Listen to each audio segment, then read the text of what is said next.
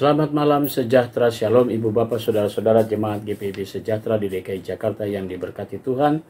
Salam sehat semua. Mari membaca Alkitab. Bacaan Alkitab kita malam ini terambil dalam Injil Markus pasal 11 dan 12. Mari kita satu dalam doa.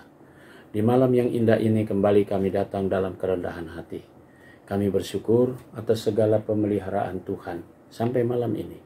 Sebelum kami masuk dalam tidur malam kami akan membaca Alkitab yang berintikan firman Allah. Karuniakan kami kekuatan Roh Kudus-Mu yang akan menguatkan tubuh kami yang lemah sehingga kami fokus dalam bacaan Alkitab. Kami serahkan diri kami sepenuhnya di dalam nama Yesus Kristus, firman yang hidup. Amin. Injil Markus pasalnya yang ke-11. Ketika Yesus dan murid-muridnya telah dekat di Yerusalem, dekat Betfage dan Betania, yang terletak di Bukit Zaitun, Yesus menyuruh 2 orang muridnya dengan pesan, "Pergilah ke kampung yang di depanmu itu. Pada waktu kamu masuk di situ, kamu akan segera menemukan seekor keledai muda tertambat yang belum pernah ditunggangi orang. Lepaskanlah keledai itu dan bawalah kemari. Dan jika ada orang yang mengatakan kepadamu, 'Mengapa kamu lakukan ini?' jawablah, 'Tuhan memerlukannya. Ia akan segera mengembalikannya ke sini.' Mereka pun pergi menemukan seekor keledai muda tertambat di depan pintu luar di pinggir jalan, lalu melepaskannya. Dan beberapa orang yang ada di situ berkata kepada mereka, 'Apa maksudnya kamu melepaskan keledai itu?' Lalu mereka menjawab seperti yang sudah dikatakan Yesus. Maka orang-orang itu membiarkan mereka. Lalu mereka membawa keledai itu kepada Yesus dan mengalasinya dengan pakaian mereka. Kemudian Yesus naik ke atasnya. Banyak orang yang menghamparkan pakaiannya di jalan, ada pula yang menyebarkan ranting-ranting hijau yang mereka ambil dari ladang. Orang-orang yang berjalan di depan dan mereka yang mengikuti dari belakang berseru, 'Hosana, diberkatilah dia yang datang dalam nama Tuhan. Diberkatilah kerajaan yang datang, kerajaan Bapa kita Daud. Hosana di tempat yang maha tinggi.' Sesampainya di Yerusalem, ia masuk ke bait Allah. Di sana ia meninjau semuanya, tetapi sebab hari sudah hampir malam, ia keluar ke Betania bersama dengan ke-12 muridnya. Keesokan harinya, sesudah Yesus dan ke-12 muridnya meninggalkan Betania, Yesus merasa lapar. Dan dari jauh ia melihat pohon ara yang sudah berdaun. Ia mendekatinya untuk melihat kalau ia mendapat apa-apa pada pohon itu. Tetapi pada waktu ia di situ, ia tidak mendapatkan apa-apa selain daun-daun saja, sebab memang bukan musim buah ara. Maka katanya kepada pohon itu, 'Jangan lagi seorang pun makan buahmu selama-lamanya.' Dan murid-muridnya pun mendengarnya. Lalu tibalah Yesus dan murid-muridnya di Yerusalem. Sesudah Yesus masuk ke bait Allah, mulailah ia mengusir orang-orang yang berjual beli di halaman bait suci. Meja-meja penukar uang dan bangku-bangku pedagang merpati dibalikannya. Dan ia tidak memperbolehkan orang membawa barang-barang melintasi halaman bait Allah. Lalu ia mengajar mereka, katanya, 'Bukankah ada tertulis, rumahku rumahku akan disebut rumah doa bagi segala bangsa? Tetapi kamu ini telah menjadikannya sarang penyamun.' Imam-imam kepala dan ahli-ahli Taurat mendengar tentang peristiwa itu dan mereka berusaha untuk membinasakan dia, sebab mereka takut kepadanya. Melihat seluruh orang banyak takjub akan pengajarannya. Menjelang malam mereka keluar lagi dari kota. Pagi-pagi ketika Yesus dan murid-muridnya lewat, mereka melihat pohon ara tadi sudah kering sampai ke akar-akarnya. Maka teringatlah Petrus akan apa yang terjadi. Lalu ia berkata kepada Yesus, 'Rabi, lihatlah pohon ara yang kau kutuk itu sudah kering.' Yesus menjawab mereka, 'Percayalah kepada Allah. Aku berkata kepadamu, sesungguhnya barang siapa berkata kepada gunung ini, beranjaklah dan tercampaklah ke dalam laut, asal tidak bimbang hatinya, tetapi percaya bahwa apa yang dikatakannya itu akan terjadi, maka hal itu pun akan terjadi baginya. Karena itu aku berkata kepadamu, apa saja yang kau minta dan doakan, percayalah bahwa kamu telah menerimanya, maka hal itu akan diberikan kepadamu. Dan jika kamu berdiri untuk berdoa, ampunilah dahulu sekiranya ada barang sesuatu dalam hatimu terhadap seseorang, supaya jangan Bapamu yang di sorga mengampuni kesalahan supaya juga Bapamu yang di sorga mengampuni kesalahan-kesalahanmu. Tetapi jika kamu tidak mengampuni, maka Bapamu yang di sorga juga tidak akan mengampuni kesalahan-kesalahanmu. Lalu Yesus dan murid-muridnya tiba pula di Yerusalem. Ketika Yesus berjalan di halaman bait Allah, datanglah kepadanya imam-imam kepala dan ahli-ahli Taurat dan tua-tua, dan bertanya kepadanya, dengan kuasa manakah engkau melakukan hal-hal itu? Dan siapakah yang memberi kuasa itu kepadamu, sehingga engkau melakukan hal-hal itu? Jawab Yesus kepada mereka, aku akan mengajukan satu pertanyaan kepadamu. Berikanlah aku jawabnya. Maka aku akan mengatakan kepadamu dengan kuasa manakah aku melakukan hal-hal itu. Baptisan Yohanes itu dari sorga atau dari manusia? Berikanlah aku jawabnya. Mereka memperbincangkan di antara mereka dan berkata, jikalau kita katakan dari sorga, ia akan berkata, kalau begitu, mengapakah kamu tidak percaya kepadanya? Tetapi masakan kita katakan dari manusia? Sebab mereka takut kepada orang banyak, karena semua orang menganggap bahwa Yohanes betul-betul seorang nabi. Lalu mereka menjawab Yesus, kami tidak tahu. Maka kata Yesus kepada mereka, jika demikian, aku juga tidak mengatakan kepadamu dengan kuasa manakah aku melakukan hal-hal itu. Lalu Yesus mulai berbicara. Injil Markus pasalnya yang ke-12. Lalu Yesus mulai berbicara kepada mereka dalam perumpamaan. Adalah seorang membuka kebun anggur dan menanam pagar di sekelilingnya. Ia menggali lubang tempat memeras anggur dan mendirikan menara juga. Kemudian ia menyewakan kebun itu kepada penggarap-penggarap, lalu berangkat ke negeri lain.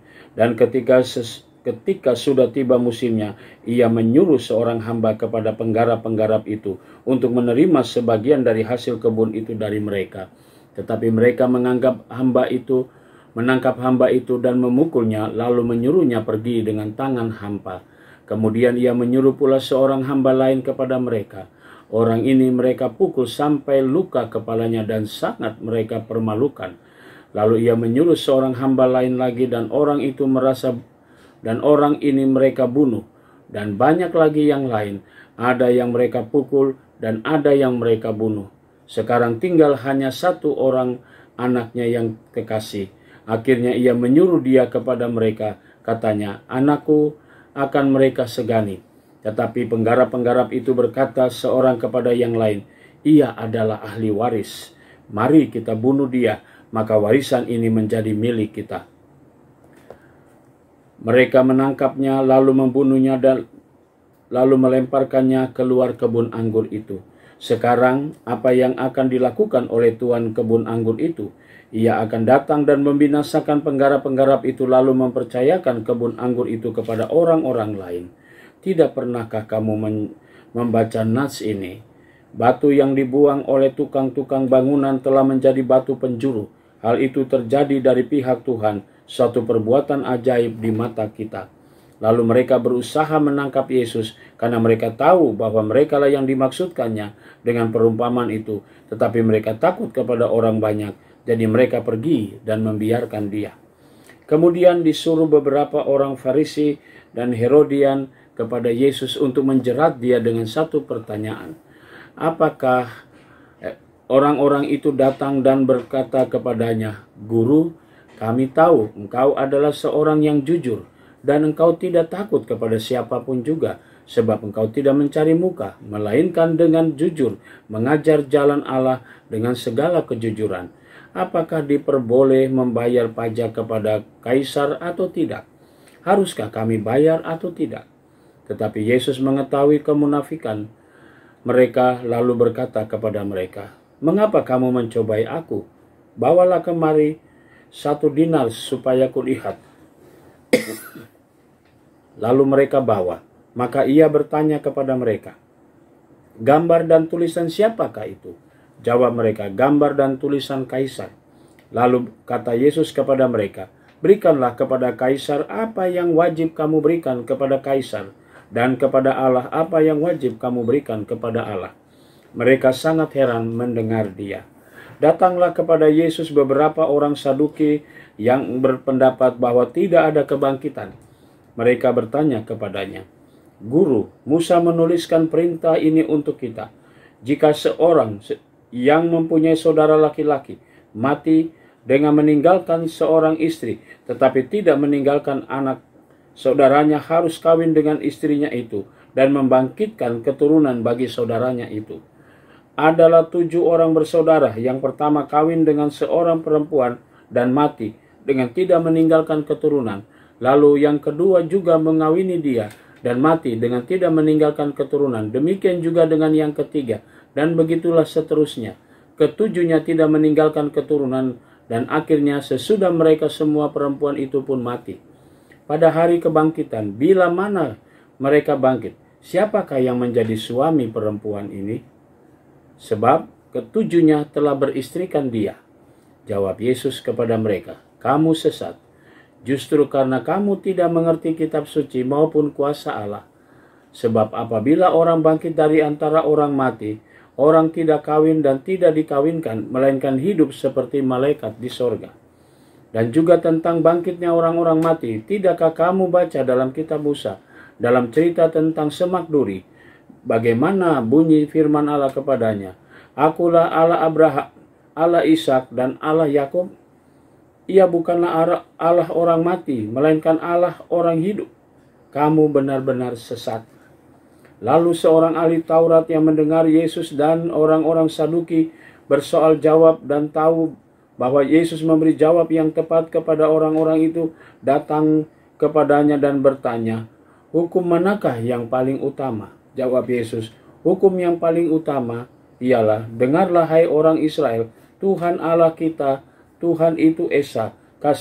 Kasihilah Tuhan Allahmu dengan segenap hatimu, dan dengan segenap jiwamu, dan dengan segenap akal budimu, dan dengan segenap kekuatanmu. Dan hukum yang kedua ialah, kasihilah sesamamu manusia seperti dirimu sendiri. Tidak ada hukum lain yang lebih utama daripada kedua hukum ini." Lalu kata ahli Taurat itu kepada Yesus, "Tepat sekali Guru, benar katamu itu, bahwa dia Esa, dan bahwa tidak ada yang lain kecuali dia.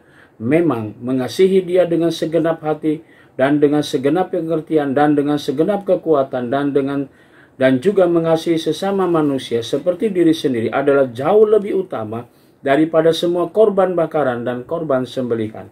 Yesus melihat bagaimana bijaksananya jawab orang itu, dan ia berkata kepadanya, "Engkau tidak jauh dari kerajaan Allah."